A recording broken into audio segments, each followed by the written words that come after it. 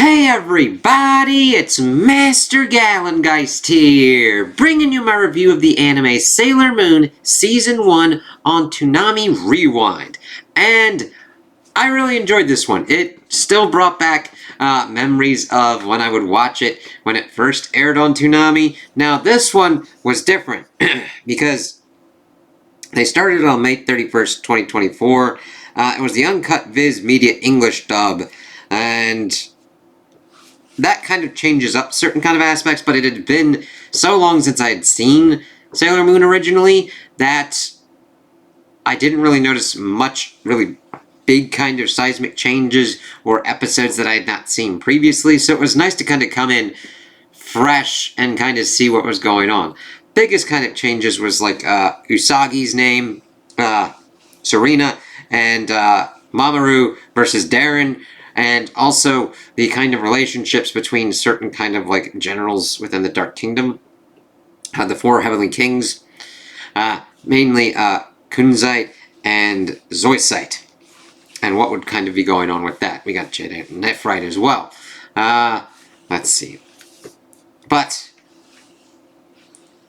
I still liked Sailor Moon, not because I'm like, oh, pretty girls or anything like that. It was in like the action kind of block, and I was like, oh, okay, let's see how these magical girls fight with all these kind of things kind of going on. Now, it's been so long since I'd seen it that I can't really tell you how I viewed it before, but it was like I'd always watch it because Toonami had really kind of cool stuff. I was into watching Dragon Ball, Gundam, Sailor Moon, any kind of thing that was pretty much on the block, because I was like, oh, it's different, and I kind of want to see what's going on with this. Now, I still think it's a pivotal one because of what it is able to do and set up for the kind of magical girl genre and how they kind of set up the kind of tropes that we get. If you're into Power Rangers, this really pretty much follows the same kind of formula. We've got our 5 Guardians fight against the forces of evil, and what's kind of going on there. Now, there are problems that have popped up that I wouldn't give a full-on double thumbs up, mainly because of, okay, the use of animation and the transformation sequences, not really much of any kind of changing. I kind of get that. Mainly pretty much bloating out of the story, I think, of pretty much monsters of the week that sometimes it's just like, okay, this really isn't advancing the plot very much, but we're still kind of going on. Those are the kind of like bigger kind of issues on what kind of I saw in this, but they aren't big enough for me to be like, oh, this is trash, like throw it away. Fuck no. Animation style, really well done, even for being what you would say 90s and whatnot. There's certain kind of anime and certain kind of like hand-drawn animation, any kind of thing that can actually stand the test of time. This works. The story, its pacing issues are mainly down to like, of course, what is going on with the manga adaptation. Sometimes they're going to have to do filler things and kind of see what kind of goes on with that and how they can kind of like make sure that they get enough to then adapt later on. So I understand that. Dragon Ball inoculated me to this. That doesn't mean that it doesn't fall into crazy ass shit sometimes, but it's not as noticeable here in Sailor Moon Season 1. Let's see. So, the main basic premise, we get introduced to Usagi and this cat Luna, and we get that she gets turned into the pretty Sailor Guardian, Sailor Moon, and she is to look for the Moon Princess. Now this isn't completely and utterly brought up until at least a little bit later on. We get introduced into pretty much how she transforms, what her kind of attack patterns are, how Usagi really isn't trained for this, but then we get into other kind of Sailor Guardians that kind of get brought in as well. Ami as Sailor Mercury, Rei as Sailor Mars, Mako as Sailor Jupiter, and Minako as Sailor Venus. She is the last one introduced to the group, so she kind of, if you played Persona, she kind of gets the Haru kind of treatment, i.e. she's introduced last and doesn't get as much development time going forward, but she does get some development time. It's just mainly towards the tail end, and you're like, ah, fuck. But we mainly get a slow integration of the Sailor Guardians and the understanding of what's kind of going on before we pretty much get them more together as they're trying to find the Moon Princess and to stop the Dark Kingdom from taking over pretty much the Earth and everything. We learn that our Guardians are reincarnated from people that had lived on the moon, that Mamoru is Endymion, and Usagi is Serenity.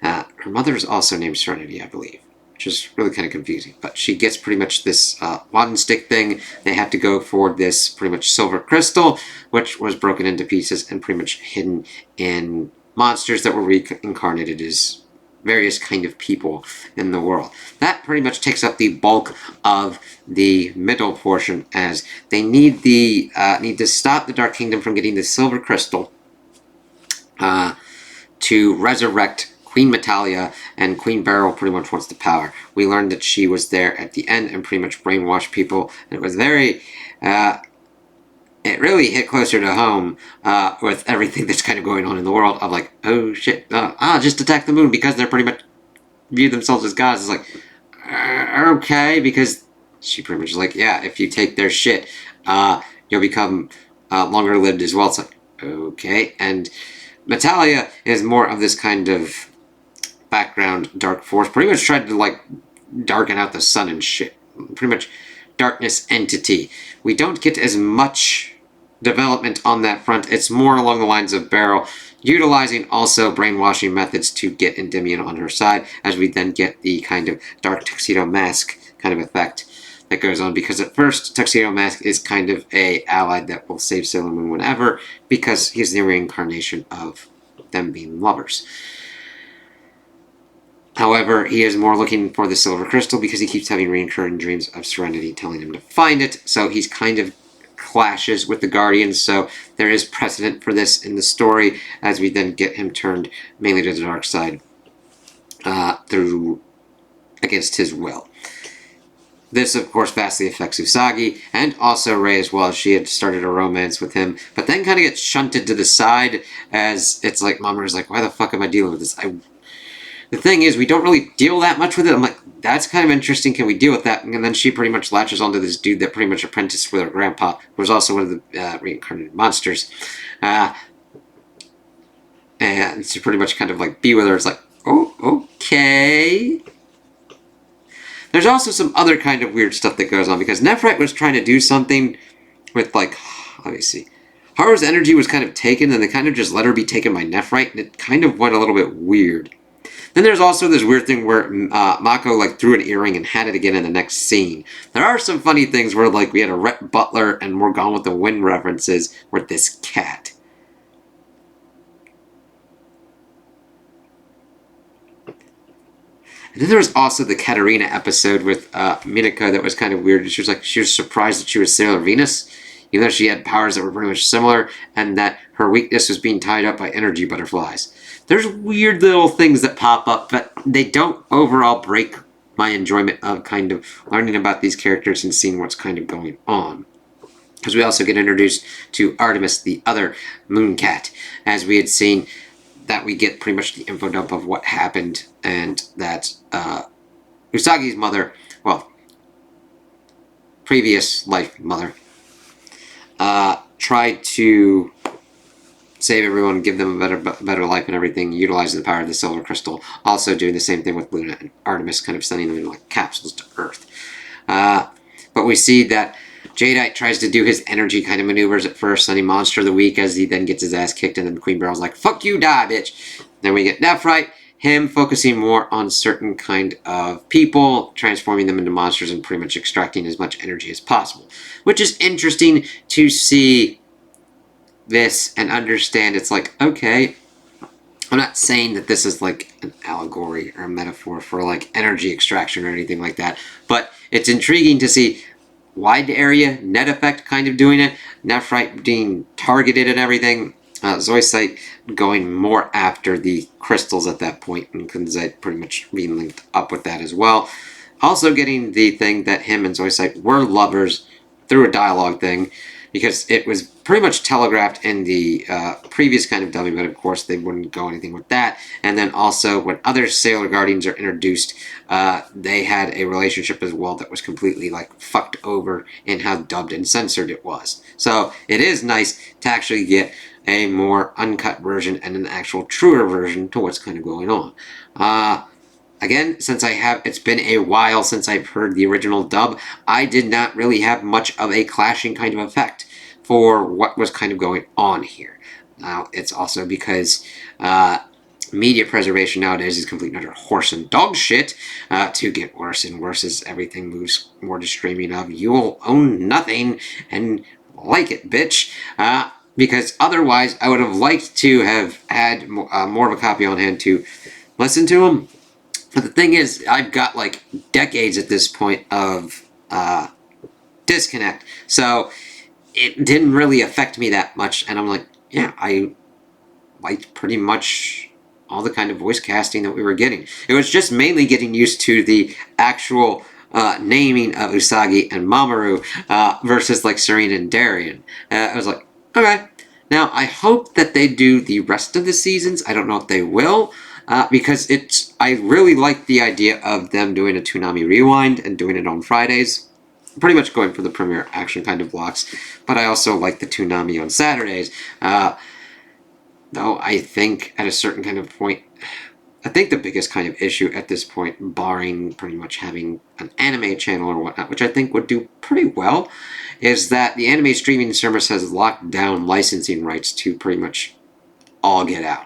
We've got the monopolization pretty much of Crunchyroll, locking shit down because of taking out Funimation and absorbing it, but we don't really have much, and then pretty much just like get it all on that. And if Crunchyroll doesn't deem it worthy enough, we might get certain kind of crumbs or whatnot thrown Toonami's way if they're able to acquire licensing rights to them, which still works within Toonami's modus operandi, where they would get pretty much like different kind of things at certain kind of points, and you'd be introduced to anime that you'd never really even fucking think about. So I hope that it pops up at some point. Of course, I'm looking into the other ones as well on Toonami's main night of Saturday. Now, I don't stay up to watch it, but I always love to record it and see new different kind of things kind of going on. It still fits. It is the quintessential magical girl show. Yeah, there's crazy ass weird shit. The Sailor Guardians pretty much get fucking tanked out and killed before Serena. Sorry, I went back to it because I was saying the different names. Usagi's able to get Mamoru back before everybody's pretty much dead, but getting him reincarnated and forgetting everything towards the end, blasting a giant ass Queen Beryl, who's pretty much been like fused with Queen Metalia. And it's like, holy shit, it was a lot darker than I remember it doing, because we see the Sailor Guardians going out and it's like, what the fuck? And everybody getting back towards the end, it's like, oh cool. The deconstruction of the magical girl stuff can be well done and well executed. Like Madoka, that worked very well. But there's also, like, there's room for both, you know? And I love Sailor Moon. It's a good show. It's good to kind of see the dynamics. Rei being, of course, from Mars, and the fiery temper one very much clashing and being mean to Usagi, but then trying to be helpful for her towards the end and seeing that relationship grow. Ami being the more kind of supportive one and trying to stop people from doing unnecessary kind of conflict. Mako just being that badass that's able to like beat wholesale ass when needed, but still having a romantic heart and trying to find like that one love. And Venus kind of gets screwed at the end. Like, we learned that she's been using these powers to kind of help people and deal with monsters. She had a lover, someone that she loved, and of course that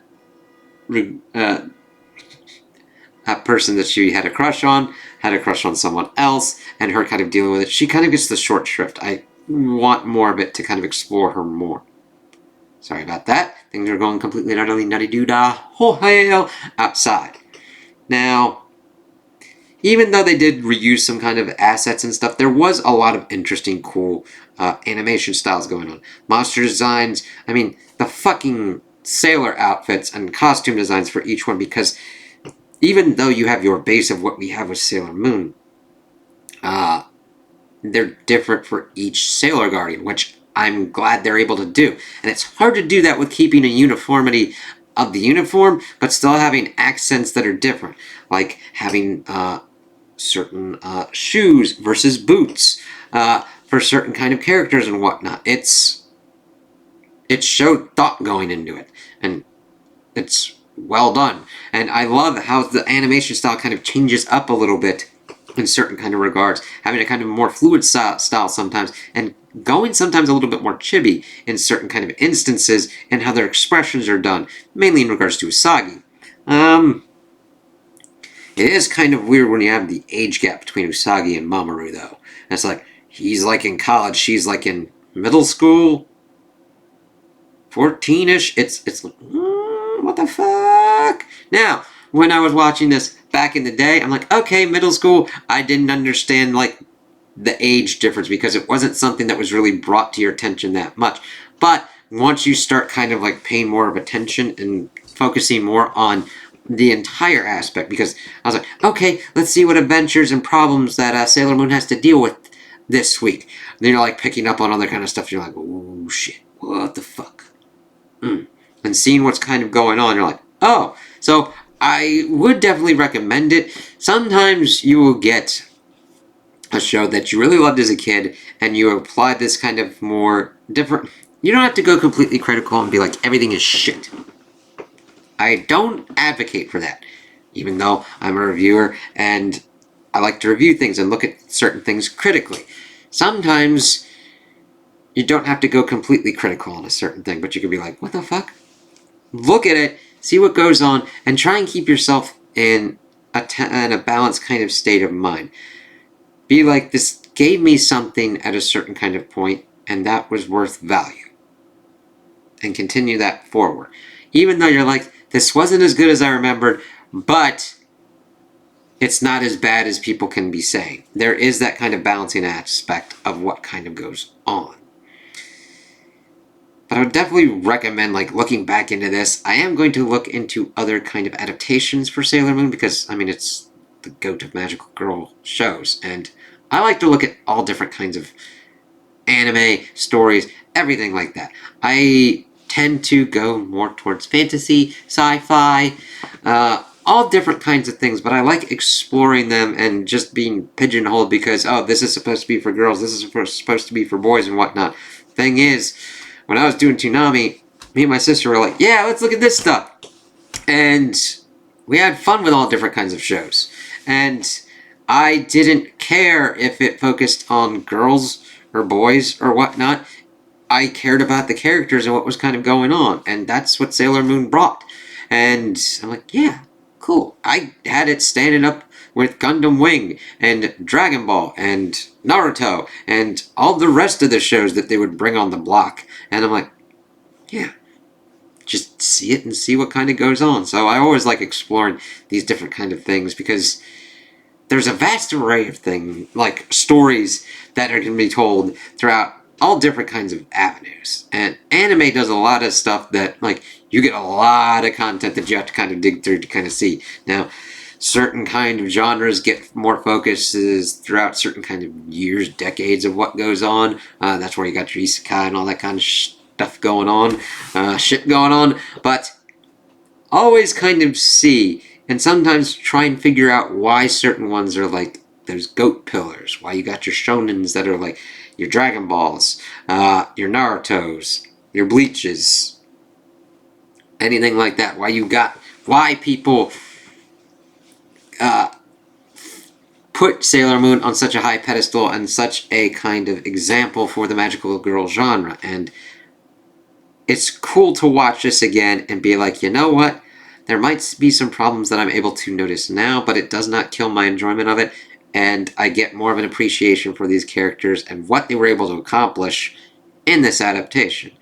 So that also gives me hope of looking into other adaptations that potentially could do better pacing, more exploration of certain kind of storylines or certain kind of character developments that go on. So, yeah, but that doesn't mean that this is any bad. I would definitely completely recommend it, depending upon which versions you can find and what kind of goes on with it. So, yeah.